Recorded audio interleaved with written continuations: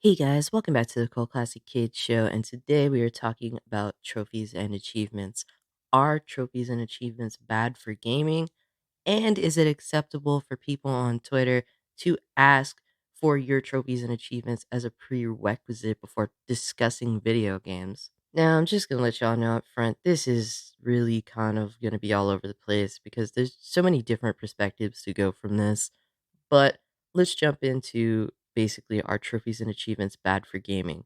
No, they're definitely not bad for gaming. They're great for gaming. We've had them since 360, and I've loved them ever since.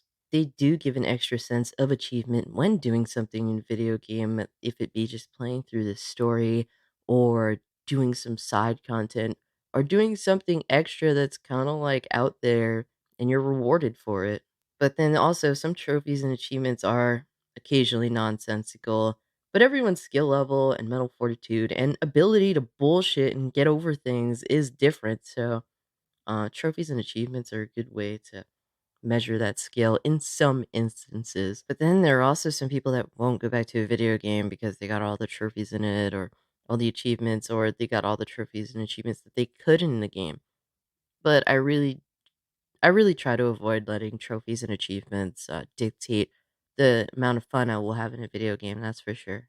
But yeah, I think it's worth noting that I'm not ashamed to show my trophies list or my achievement list. That is really not a big deal.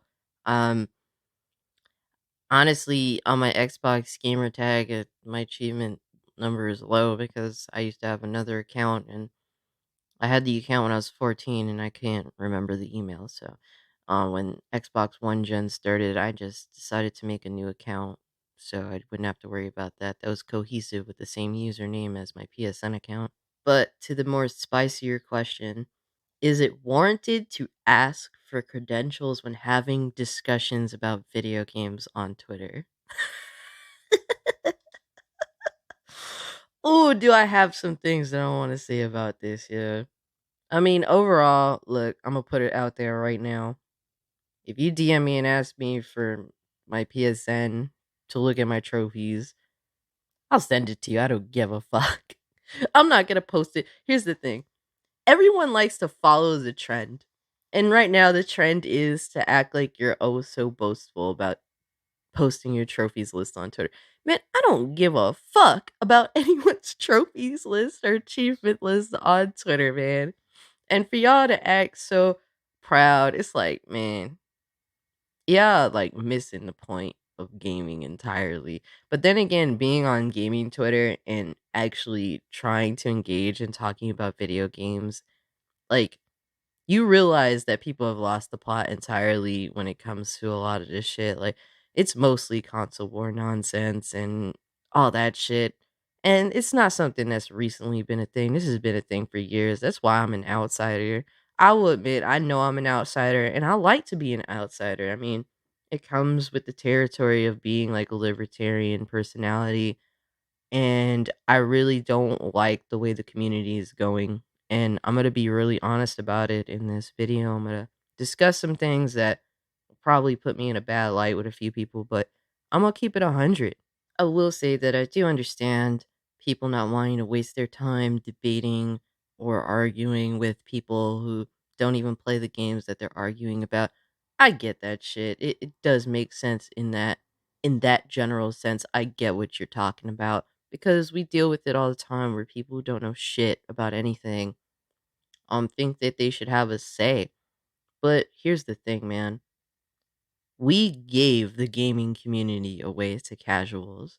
We gave the gaming community even even the publishers, the developers, man, they've made games, countless games for casuals. Where are all the games for hardcore fans? I mean, you can name a few here and there, yeah. Mostly, honestly, in my opinion, mostly Japanese. But when it comes to like the West, Western developers, Western publishers, they gave the community away to the people that you're claiming that you don't want to talk to. And if you don't believe me, look at Anita Sarkeesian. It's a soundtrack of one song, except I'm doing video games. So it's not exactly a fandom. I'm not a fan of video games. I actually had to learn a lot about video games in the process of making this. This is the woman that has had say in actual game development, how it should go, how game developers should approach making these games. She had a say in games like Anthem, I think The Last of Us 2, and I think a few more games. And overall, she did change how the entire gaming industry in the West is. Not because she was a fan, but because she wasn't a fan. And she was a grifter. I don't know about you, but I never liked the idea of weirdo ass white women trying to change a certain culture's way that they make video games. Every culture is different. Every culture is going to produce a different type of video game, and I'm open to it.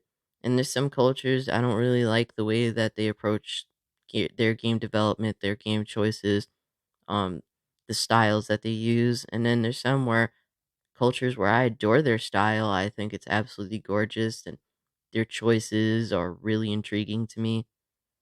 But when it comes down to it, these are the type of people that we've allowed in the gaming community to actually have a say in how video games are made.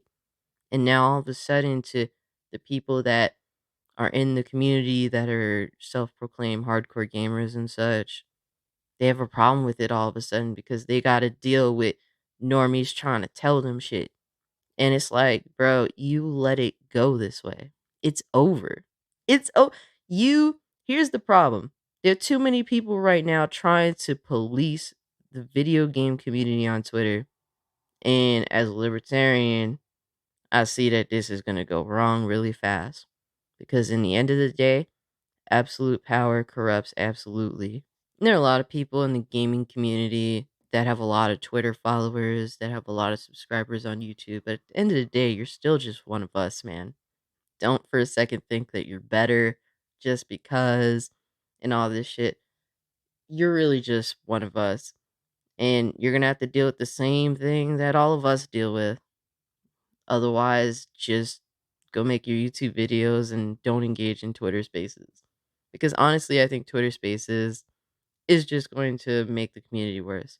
And honestly, I avoid a lot of Twitter Spaces unless they have like a topic that specifically talks about like a gaming subject. Like one of my favorite Twitter Spaces was when we were discussing JRPGs and turn based versus action. And that was like a great topic.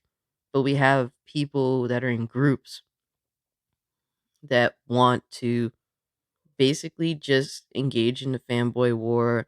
They don't want to talk about video games. They want to talk about social policing and then have like people's names up on their website to say who's bad and who's good. And mind you, a lot of people in these groups, they're just a bunch of trolls. And I think it's fair to call them trolls because they engage in the fanboy wars. It gets them attention. They do it just because. I mean, at the end of the day, who gives a fuck? You're just going to play the games you want to play, right? But people play around with the whole fanboy wars because it gets them attention. I do it too sometimes. I mean, it's funny overall.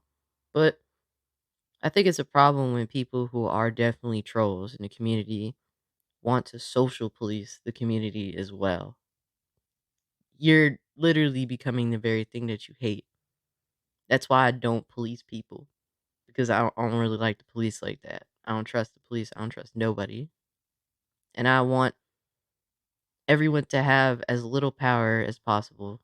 Just everyone, the community should just self police itself. And for people to think that they have more power just because they have more followers and subscribers. I mean, of course, you're going to have more power per se, but you still just like everyone else. And you're going to have to deal with the same things as everyone else. I don't hear these groups talking about let's have game nights. Let's have a live stream that's dedicated to this specific game and why we all like it. Like I want to see stuff like that in the community because nobody really proves that they're passionate about anything. It's rare when you do. And when I do see those people, I cling to them because I respect their opinion because they're passionate about something. They really talk about that game passionately. It's not, oh, what's the most popular thing to talk about in the gaming community right now because it'll get me attention. Nah. Like people talk about games that came out 15 years ago and talk about them like they played them yesterday even though it's been a few years, but they're super passionate about them. And it's not about the trophies, it's not about the achievements. It's just about the love you share for the game itself and the time that it reminded you when you were playing it. I mean, when I think about games that I played as a kid, it brings me back to that time where things were simple, things were fun, and a lot of people don't talk about that stuff. So instead of like social policing, trying to gatekeep, why don't you just talk about like old games that made you like the gamer you are today? That's just the thought. I mean, that's most of my favorite YouTubers. That's the ones that I follow. That's the ones that I do aspire to be like. So that's my ultimatum to a lot of y'all out here. There's some people in the gaming community that do that stuff, and I really respect y'all. Like watching Blaze and Solid Rev talk about Crisis and how they love it so much, and when it got remastered, they've been on that shit like crazy. Like shit like that. Also, like Happy Console Gamer, he passionately talks about games all the time, and it's not for the views, it's just because he really loves the games. I mean, when he talks about old games, it's not like the really popular subject at the time, but it's the things that he grew up on. He talks about why he loves them so much. And there's my homegirl Becca Sizemore on Twitter, and she talks a lot about like Dragon Quest, Tales series, and she's very passionate about it. And like I respect all these people because they passionately want to talk about video games. It doesn't matter what's the most popular right now or what will get them the most attention. Like I want to hear people talk about Final Fantasy X because it was something that was kind of a little like people love it or hate it kind of deal back then, but now it's like nobody cares. They just want to hear about why people were passionate about it and with the issues. Like I want to hear all of that stuff. Or I just want to hear people passionately talk about new games out now, not trying to have the latest hot take. But there are a lot of popular personalities on Twitter that they won't do a lot of this shit because it's not going to get them the views that they want. And that's a choice. And so if you want to be like that, I mean, do I really think you have the right to ask for people's credentials on Twitter because you feel as though you don't want to waste your time talking about something? I don't give a fuck.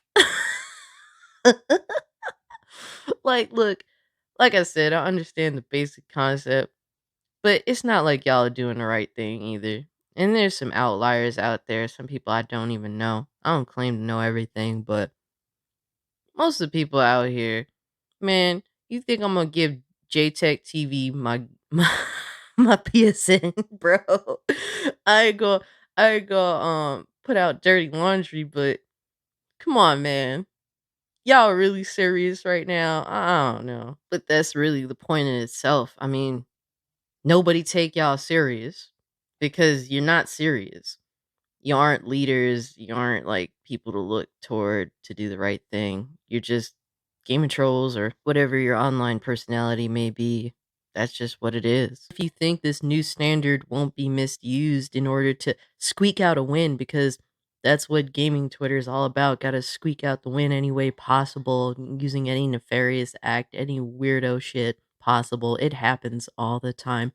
I mean, let's be real now. You didn't need to actually play through The Last of Us Part 2 to know if you were gonna like the story or not. As long as you were looking at the actual story, watching someone play it. You don't need to play through a video game to be able to dictate how you personally perceive the game's story, especially when the game plays like a film. That's how Naughty Dog's games are lately. They play like movies. So you really, in order to properly see if the game's story is going to be good or if you like it or not, you don't need to play through the whole game. Now, to get a sense of how the gameplay is, oh, of course you need to play the game. You can't just watch someone play the game in order to perceive you're going to like the gameplay or not. Well, I knew from the jump that I wasn't going to like The Last of Us 2 story. It chose to be divisive. The developers even said that themselves. But a lot of people would say, "Oh, you have no opinion because you didn't play it." So I bought the game. I made sure I bought it for half off. I wasn't going to pay full price for a game whose story I know I was going to hate. played halfway through the game, put the game down because I knew the story wasn't gonna get any better. I didn't like the character I thought I was gonna at least be okay with. I really disliked Ellie, and I knew I wasn't gonna like Abby, so what was the point of me even continuing, because I know the second half is mostly an Abby, gameplay scenario, and no amount of good gameplay from a certain character is going to make me like that character if I just think that they're fucking annoying or they're shit. But there are gonna be people out there that'll write off my opinion specifically because, "Oh, you didn't play through the whole story, you didn't play from start to finish, so your opinion doesn't matter." You think that people ain't gonna say some shit like that, bro? You know how petty this community is. Let's be real now. We know how petty the community is. Anything for a cheap W, man. Any goddamn thing, even from the higher ups. However you get your attention, however you get your bread, it really makes no difference to me. Continue what you're doing, but if you're stepping on the line of trying to be some sort of authority figure, that's where I do draw the line. I don't like authority.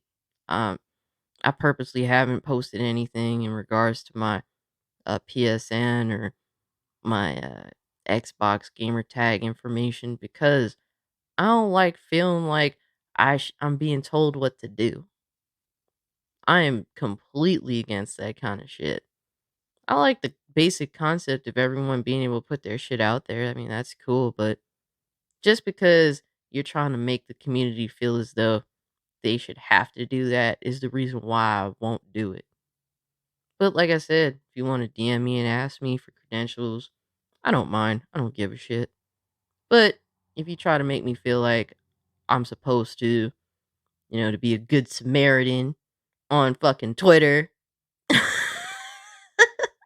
y'all, I'm just gonna laugh at y'all. Look, I don't listen to no fucking buddy. I'm the wild card, and I take pride in that kind of shit. So it is what it is. That's all I gotta say about this video, guys. Like this video, share this video, subscribe to my YouTube channel. Follow me over on Twitter if you want to continue the conversation. With all that being said, guys, I'm out. Peace.